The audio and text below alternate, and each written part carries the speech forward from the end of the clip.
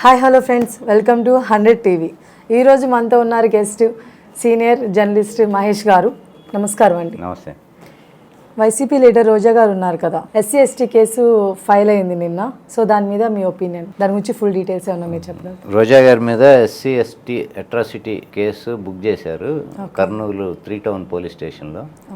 దీనికి నేపథ్యం ఏంటంటే ఆమె 2023 మినిస్టర్గా ఉండగా 2023 ఫిబ్రవరిలో గుంటూరు జిల్లా, అంటే ఇప్పుడు బాపట్ల జిల్లా అంటున్నారు, బాపట్ల జిల్లా సూర్యలంకలో ఒక దళిత ఉద్యోగితో ఆమె చెప్పులు మోయించారు అనే దీని మీద ఆమె మీద SC ST atrocity case book చేశారు. అది ఎప్పుడో జరిగి సంవత్సరంన్నర దాటిపోయింది. మీకు కేసు బుక్ చేస్తే ఎవరన్నా బాధితుడు బుక్ చేయాలి. బలవంతంగా నాతో చెప్పులు మోయించింది, అవమానించింది నన్ను అనేది ఆయన పెట్టాలి. ఇక్కడ ఏంటంటే పోలీసు వారి మనోభావాలు దెబ్బతిని వీళ్ళే బుక్ చేశారు. ఏంటంటే ప్లాన్ ప్రకారం వీళ్ళు వైసీపీ నాయకులను టార్గెట్ చేస్తూ ఇప్పుడున్న ప్రభుత్వం కేసులే కదా ఇవన్నీ పెడుతుంది. ఎవరెవడు చేత కేసులు పెట్టించడం, లేకపోతే వీళ్ళే ఇనిషియేట్ చేసుకొని వీళ్ళే కేసులు పెట్టి అరెస్టులు చేయటం, ఇవి చేస్తున్నారు. రీసెంట్ గా ఆర్జీవి గారి మీద కూడా కేసు, ఇప్పుడు ఆర్జీవి గారి మీద కేసు పెట్టి ఆయన ఎప్పుడో మీకు సినిమాకి సంబంధించి దాని మీద అప్పుడు ఆయన ఏదో పోస్టర్లు అవి పెట్టాడు ట్విట్టర్లో అని ఆయన మీద కేసు బుక్ చేశారు. అది కూడా 4 వ్యక్తులు, డిఫరెంట్ వ్యక్తులు 4 డిఫరెంట్ పోలీస్ స్టేషన్లో ఒక వారం 10 రోజుల గ్యాప్ లో కేసులు పెట్టారు ఆయన మీద. అంటే ఇది జరిగిన ఒక సంవత్సరంన్నరకి ఆయన ఎప్పుడో పెట్టిన పోస్టులు ట్విట్టర్లో సంవత్సరంన్నర క్రితం పెట్టాడు. సంవత్సరంన్నర తర్వాత ఒకే టైంలో దాదాపు ఇంచుమించు 10 days గ్యాప్ అంటే ఆల్మోస్ట్ ఒకే టైం కదా 4 వ్యక్తులు మనోభావాలు దెబ్బతిన్నాయి. అదేంటి, లోకేష్ మీద, చంద్రబాబు మీద, పవన్ కళ్యాణ్ మీద, వాళ్ళ మీద కేసు ఇవి ఈయన పెట్టాడని, కించపరుస్తూ పెట్టాడని. అది ఎలా సాధ్యం? ఇప్పుడు అంటే ఈ సంవత్సరంన్నర వీళ్ళు నిద్రలు పోతూ ఇప్పుడే నిద్రలేచి అప్పుడు చూసుకున్నారు ఓపెన్ చేసి ట్విట్టర్లో. అప్పుడు వీళ్ళు మనోభావాలు దెబ్బతిన్నాయి. లోకేష్ని అవమానించారు అని. లోకేష్ని అవమానిస్తే లోకేష్ లేని బాధ వీళ్ళకేంటి? నన్ను ఎవరిని అవమానిస్తే నేను ముందు బాధపడాలి. నా బదులు వీళ్ళెవరో డిఫరెంట్ ప్లేసుల్లో, డిఫరెంట్ జిల్లాల్లో వ్యక్తులకి మనోభావాలు దెబ్బతిని కేసులు పెట్టారు. ఇట్లా ఏంటంటే వినటానికి కూడా ఆశాస్పదంగా ఉంటే, కానీ వాళ్ళ పని వాళ్ళు చేస్తున్నారు. మూర్ఖంగా కేసులు బుక్ చేస్తున్నారు, నోటీసులు ఇస్తున్నారు, తీసుకుపోతున్నారు. కొంతమంది అయితే తీసుకుపోతున్నారు. అర్ధరాత్రులు వచ్చేసి ఇంటి మీదకి వచ్చి తెత్తుకొని పోతున్నారు వీళ్ళు. ఇప్పుడు రోజా గారి మీద కేసు అంటే ఎస్సీ ఎస్టీది అట్రాసిటీ కేసు పెట్టారు. ఈయన ఎవరైతే ఆయన చెప్పులు మోయించింది అనే ఉద్యోగి, ఎవరైతే దళిత ఉద్యోగి, దళిత వర్గానికి చెందిన ఆయన ఏమి కేసు పెట్టలేదు. మీరు రీసెంట్గా చూస్తే చెవిరెడ్డి భాస్కర్ రెడ్డి ఎక్స్ఎమ్మెల్యే చంద్రగిరి, ఆయన మీద ఫోక్సో కేసు పెట్టారు. ఏంటంటే ఒక బాధితురాలు, ఒక బాలిక, ఆమె మీద అసభ్యంగా ప్రవర్తించారని ఏదో వీళ్ళు ఏంటంటే బాలిక తల్లిదండ్రులు ఈయన చెవిరెడ్డి భాస్కర్ రెడ్డి గారికి ఇది మాకేదో భయంగా ఉంది, ఎవరన్నా అవతల వాళ్ళకి సపోర్ట్ చేసే పరిస్థితి ఉంటుంది కదా, రాజకీయం ఇప్పుడు అట్లా ఉంది, అందుకని మాకు సపోర్ట్గా ఉంటాడని చెప్పి ఆయనకి ఫోన్ చేసి వాళ్ళే పిలిచారు. ఈయన వచ్చి వాళ్ళని ఓదార్చి, వాళ్ళు మీకు ఏదైనా సాయం కావాలంటే చేస్తాను, మీరేం భయపడద్దు, అదే ఏమీ వద్దు, మీకు వెనక మేము ఉంటాము అని చెప్పినందుకు ఎదురు ఆయన మీద పోక్సో కేసు పెట్టారు. వాళ్ళ పేరెంట్స్, అమ్మాయి పేరెంట్స్ వచ్చి వాళ్ళు ప్రెస్ ముందే చెప్పారు, మేము ఆయన సాయం కోసం పిలిస్తే ఆయన మీద కేసు పెట్టారు, ఇది ఎంతవరకు కరెక్ట్? అసలు మేము ఆయన మీద కంప్లైంట్ ఇవ్వలేదు, ఏమీ చేయలేదు, ఆయన మాకు అండగా ఉంటాడని పిలిస్తే ఆయన మీద ఎదురు కేసు పెట్టారు పోలీసు వాళ్ళు, మా కోసం వచ్చినందుకు. మేమేం ఆయన మీద ఏమి చెప్పలేదు, ఇట్లా విచిత్రంగా కేసులు పెడతాం, ఇవి జరుగుతున్నాయని వాళ్ళు పాపం నిన్న ప్రెస్ మీట్ పెట్టి చెప్పారు. ఇది కూడా సేమ్ రిలేటెడ్. ఎవరైతే ఆ ఉద్యోగి ఉన్నాడో ఆయన మాత్రం నా మనోభావాలు దెబ్బతిన్నాయో, లేకపోతే నన్ను ఆమె బెదిరించో, లేకపోతే తిట్టో, నా చెప్పులు మోయించిందనో ఆయన అయితే ఏమీ చెప్పలేదు. వీళ్ళే కేసు బుక్ చేశారు. ఇంకొకటి సంఘటన జరిగింది సూర్యలంక బీచ్, బాపట్ల జిల్లా. కేసు వీళ్ళు బుక్ చేసింది కర్నూలు 3వ టౌన్. అంటే జిల్లానే మారిపోయింది. ఎక్కడో ఇన్సిడెంట్ జరిగితే వేరే చోట ఎక్కడ అంటే వీళ్ళని తిప్పటానికి. అర్థమైంది మీకు?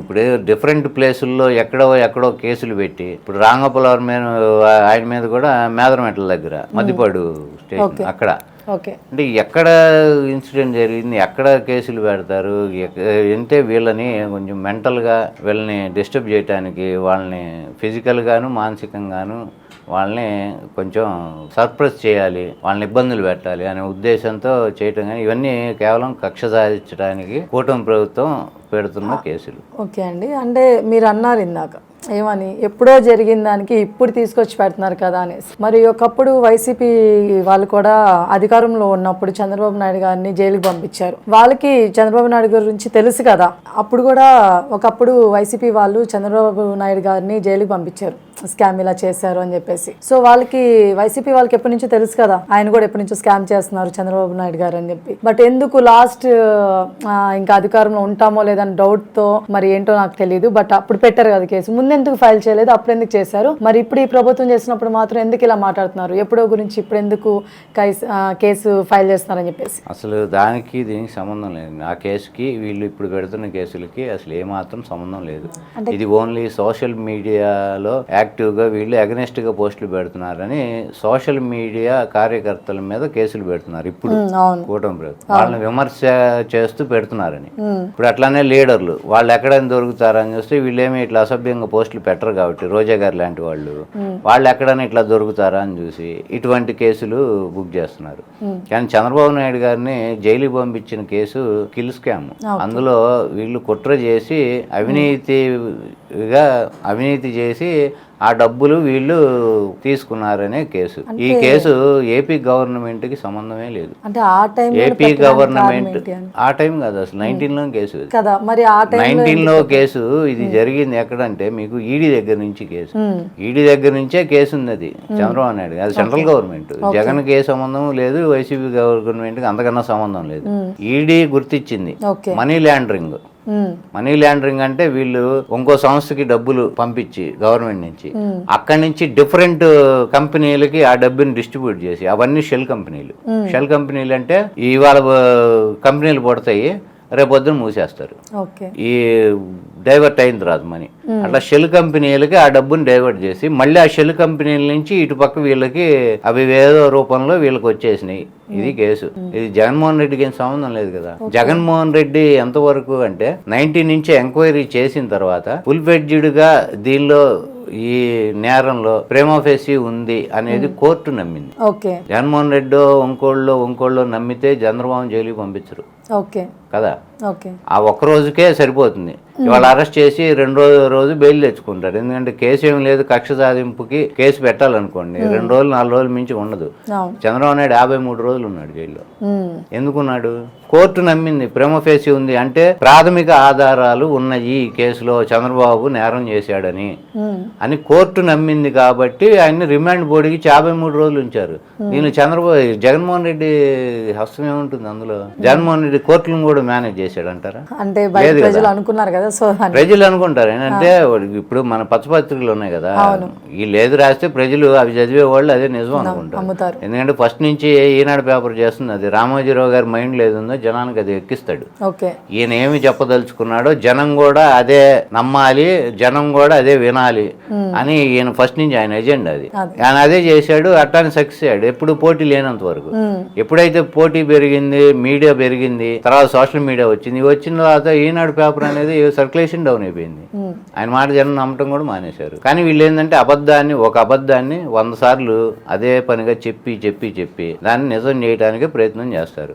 ఇందులో చంద్రబాబు కేసులో జగన్మోహన్ రెడ్డి ప్రమేయము ఆయన సంబంధము లేదు. ఈడీ అసలు ఈ ఎంక్వైరీ చేసింది ఈడీ కదా, ఎన్ఫోర్స్మెంట్ డైరెక్టరేట్ అది ఎవరి ఆధీనంలో ఉండేది? సెంట్రల్ గవర్నమెంట్ కూడా కాదు, అది ఇండిపెండెంట్. సిబిఐ ఎలాగో ఇండిపెండెంట్, ఇది ఈడీ కూడా అంతే ఇండిపెండెంట్. వాళ్ళకి పైన ఎవడు వాళ్ళని ఇన్ఫ్లుయెన్స్ చేయడానికి దానికి అవకాశం లేదు. వాళ్ళు గుర్తించి నువ్వు స్కామ్ చేసావని వాళ్ళు మొత్తం కేసుకు సంబంధించినవన్నీ వాళ్ళు మొత్తం కూపీలాగి వాళ్ళు ఎంక్వైరీ చేసి వాళ్ళు సబ్మిట్ చేసి ఆ పేపర్లన్నీ తీసుకెళ్లి ఇక్కడ సిబిసిఐడి వాళ్ళు కోర్టుకు పెట్టారు. కోర్టు ఆ నేరం చేసినట్టు ప్రాథమికంగా కనబడుతుంది కాబట్టి రిమాండ్ ఇచ్చింది. ఆ రిమాండ్ కూడా నాన్ బెయిలబుల్ అది. ఎందుకంటే 10 సంవత్సరాలు శిక్ష పడే కేసు అది. ఎందుకు అంటే గవర్నమెంట్ మోసం చేయటం, గవర్నమెంట్ సొమ్ముని తినటం కాబట్టి 10 సంవత్సరాల పైన శిక్ష పడే కేసు కాబట్టి ఆయనకి బెయిల్ అందుకని రాలా. 7 సంవత్సరాల లోపు శిక్ష పడే కేసు అయితే బెయిల్ వస్తుందండి. 7 సంవత్సరాల పైన శిక్ష పడే కేసు కాబట్టి ఆయనకి అందుకని బెయిల్ రాలా. బెయిల్ అందుకే 53 రోజులకి. ఈయన కూడా ఏంటంటే 66 రకాల రోగాలు ఉన్నాయి నాకని చెప్పి 33 రకాల ఆపరేషన్లు చేయించుకోవాలని ఇవన్నీ చెప్పి బెయిల్ తెచ్చుకున్నాడు. కోర్టు హ్యుమానిటేరియన్ గ్రౌండ్స్ మీద ఆయన బెయిల్ ఇచ్చింది, కానీ ఈ రోజుకి ఆయన బెయిల్ మీద బయట ఉన్నాడు. హ్యుమానిటేరియన్ గ్రౌండ్స్ ఇంతకాలం సీఎం గా చేసి ఇంత వయసు ఉంది, ఇన్ని రోగాలు ఉన్నాయి కాబట్టి బెయిల్ ఇద్దాం అనేది ఇచ్చారు, కానీ ఈయన ఇందులో నేరం చేయలేదు కాబట్టి బెయిల్ ఇస్తున్నాం అనేది కోర్టు ఎక్కడ చెప్పలేదు. ఈయన కూడా బెయిల్ పిటిషన్ వేసింది ఈ గ్రౌండ్స్ మీదే వేసాడు, అనారోగ్య కారణాలే. ఇగో నా సాక్ష్యాలు ఇవి, నేనే నేరం చేయలేదు, నా దగ్గర ఉన్న ఎవిడెన్స్ ఇది, నాకు బెయిల్ ఇవ్వండి అని చెప్పి నేనేం పెట్టి ప్రొడ్యూస్ చేసి బెయిల్ తెచ్చుకోవాలి. గవర్నర్ అనుమతి ఉందా లేదా నన్ను అరెస్ట్ చేయడానికి, దీని మీదే కోర్టులో పోరాడాడు ఆయన. గవర్నర్ అనుమతి తీసుకోవాలా, నన్ను అరెస్ట్ చేశారు. ఇప్పుడు నువ్వు నేరం చేసావా లేదా అనేది మాట్లాడ్డా ఆయన. అక్కడ ఆయన లాయర్లు కూడా ఎక్కడ మాట్లాడలా. సుప్రీంకోర్టులో కూడా బెయిల్ కేసినప్పుడు ఆయన లాయర్ కూడా సిద్ధార్థ లోత్రా ఈ విషయం ఎప్పుడు మాట్లాడలా, మావాడు నేరం చేయలేదు అనేది చెప్పలా అసలు. గవర్నర్ అనుమతి తీసుకోకుండా ఓవర్ నైట్ వచ్చి నా క్లయింట్ని అరెస్ట్ చేశారు అందుకని బెయిల్ ఇవ్వాలి. ఇంకొకటి, ప్రజాప్రతినిధులను అరెస్ట్ చేసే విషయంలో గవర్నర్కి ఇంటిమేట్ చేయాలి, గవర్నర్ పర్మిషన్ తీసుకోవాలి అనేది మన పార్లమెంట్ 2017లో పెట్టింది. ఈ నేరం 2017 ముందు జరిగింది, కిల్ స్కామ్. కాబట్టి ఇది ఆయనకు వర్తించదు అనేది ఇక్కడి నుంచి గవర్నమెంట్ కోర్టుకి చెప్పింది. ఇది జరుగుతూ ఉన్న సందర్భంలో అసలు ఇదిగో ఎవిడెన్స్, నా క్లయింట్కి సంబంధం లేదు నేరంతో అని ఏ లాయర్ అయినా, చంద్రబాబు తరఫు లాయర్లు వాళ్ళు ఎప్పుడైనా కోర్టుకు చెప్పారా? ఈ గవర్నర్ పర్మిషన్ లేకుండా నా క్లయింట్ని అరెస్ట్ చేశారనే చెప్పారు వాళ్ళు. అవి చెప్తూ రోగాలు, అనారోగ్యాలు, రోగాలు, కంటి ఆపరేషన్ ఇవన్నీ చెప్పి ఒక ఆపరేషన్ అయింది ఇంకోటి జరగాలి, మళ్ళీ అది డిలే అయితే ఈ కన్ను పోతుంది, ఇటువంటివి చెప్పి బెయిల్ తెచ్చుకున్నారు 53 రోజులకి.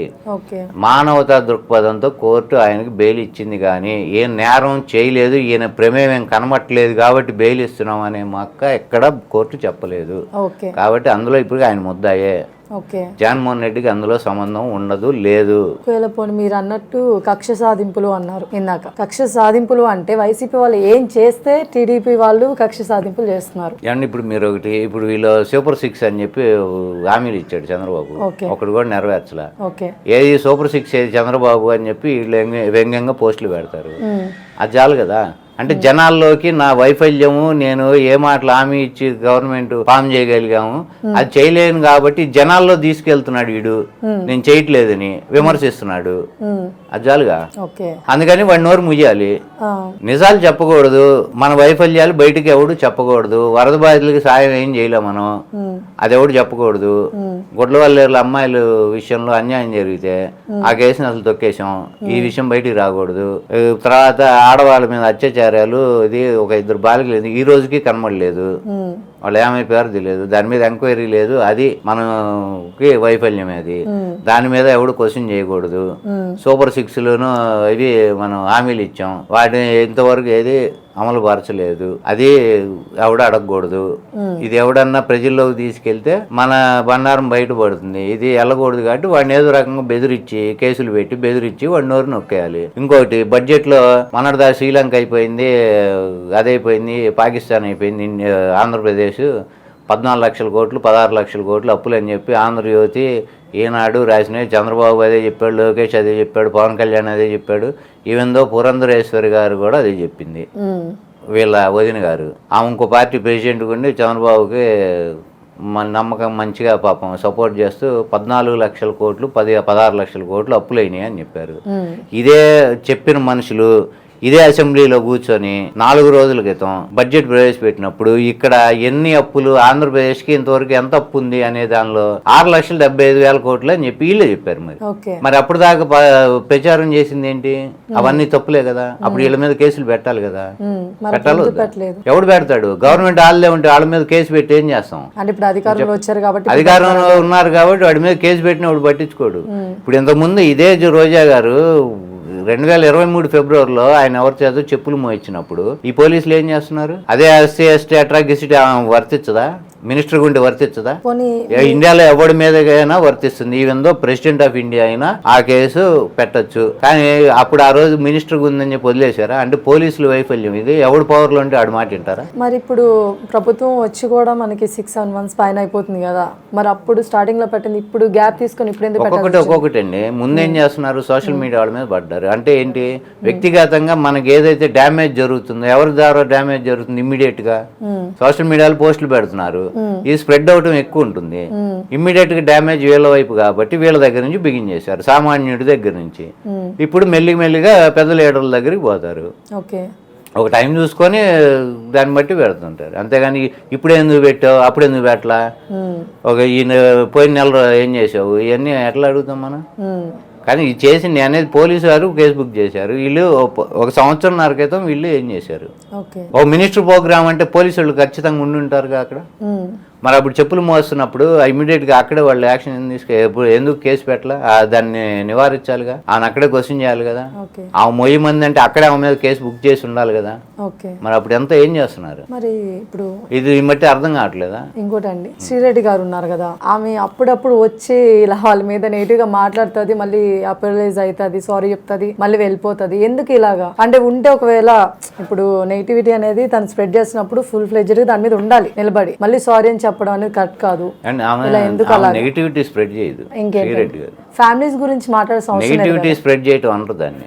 దాన్ని ఏమంటారంటే వ్యక్తిగతంగా అనను, వ్యక్తిగత అనను దాన్ని అనేది. అంటే ఒక మనిషిని దారుణంగా ఇంట్లో వాళ్ళతోనూ వాళ్ళని తిట్టడం, ఒక మనిషిని బూతులు తిట్టడం, అబ్యూజింగ్ లాంగ్వేజ్ యూజ్ చేయటం, దానికి ఖచ్చితంగా శిక్ష ఉండాలి. అది ఎవడు మాట్లాడినా, శ్రీరెడ్డి అవనండి ఇంకో రెడ్డి అవనండి, ఎవరైనా కానీ ఒక మనిషిని వ్యక్తిగతంగా బూతులు తిడుతూనో అది ఇంట్లో వాళ్ళని హ్యూమిలేట్ చేస్తూ మాట్లాడటం, ఇవన్నీ ఎప్పుడు కానీ నేరం ఎవడు చేసినా శ్రీరెడ్డికి దాన్ని బట్టి శిక్ష ఉండాలి. ఎక్కడెక్కడో చెన్నైలోనే ఎక్కడో కూర్చొని ఒక వీడియో ఆన్ చేసుకొని కనమని బూతులు తిడతాం, ఇవన్నీ ఆమె సొంత పార్టీ వాళ్ళు. ఏదైతే నేను వైసీపీకి సపోర్టర్ నేను చెప్పుకుంటుందో ఆ వైసీపీ వాళ్ళని కూడా తిట్టింది, రోజా గారిని కూడా తిట్టింది. అంటే ఫేమ్ కోసం అప్పుడప్పుడు అలా అంటే కొంతమంది ఏంటంటే మానసికంగా కొంచెం వాళ్ళు ఒక స్టేజ్లో ఉంటారు. అట్లాంటి వాళ్ళలో ఏమొకటి ఆ మానసికంగా ఎప్పుడు ఎట్లా ఉంటుందో ఇంబ్యాలెన్స్గా ఆమెకు ఎప్పుడు ఏది అనిపిస్తే అది మాట్లాడుతుంటుంది. అట్లానే సొంత ఆమె పార్టీ అనుకున్న వైసీపీ నాయకుల్ని కూడా ఆమె దారుణంగా తిట్టింది. సో ఫైనల్ గా కక్ష సాధింపులు అంటారు ఈ కేసు అనేది. అంటే కనబడుతుంది 1.5 years బ్యాక్ ఎవరితో చెప్పులు మోయించిందని. ఇప్పుడు జరిగిందేమో శ్రీలంక దగ్గర అయితే ఆ పోయి కర్నూలు 3వ టౌన్లో పోలీసులు బుక్ చేశారు కేసు. అది పోనీ ఇక్కడే చేయొచ్చు. రెండోది, ఆ రోజు ఏం చేస్తున్నారు పోలీసు వాళ్ళు, ఖచ్చితంగా ఆమెతో ఉంటారు కదా. ఆ రోజు మినిస్టర్ ప్రోగ్రామ్ ఉందంటే స్థానికంగా ఉండే పోలీసులు ఉంటారు కదా, వాళ్ళు అప్పుడే యాక్షన్ తీసుకోవాలి కదా. అక్కడ అతనితో కంప్లైంట్ తీసుకొని అక్కడే యాక్షన్ తీసుకోవాల్సింది కదా. అంటే మినిస్టరు అంటే మనకి ఇక్కడే క్లియర్గా అర్థం అవుతుంది కదా, ఒక పదవిలో ఉన్నవాళ్ళు పవర్లో ఉన్నవాడి జోలికి మేము వెళ్ళాము అని పోలీసులు డైరెక్ట్గా చెప్పినట్టు కదా. ఎప్పుడైతే అపోజిషన్లో ఉంటారో వాళ్ళ మీద యాక్షన్ తీసుకుంటాం. పవర్లో ఉన్నవాడు ఎవడన్నా తప్పు చేసినా కానీ వాడి జోలికి పోయే ధైర్యం మాకు లేదు. ఓకే అండి, థ్యాంక్ యూ మహేష్ గారు.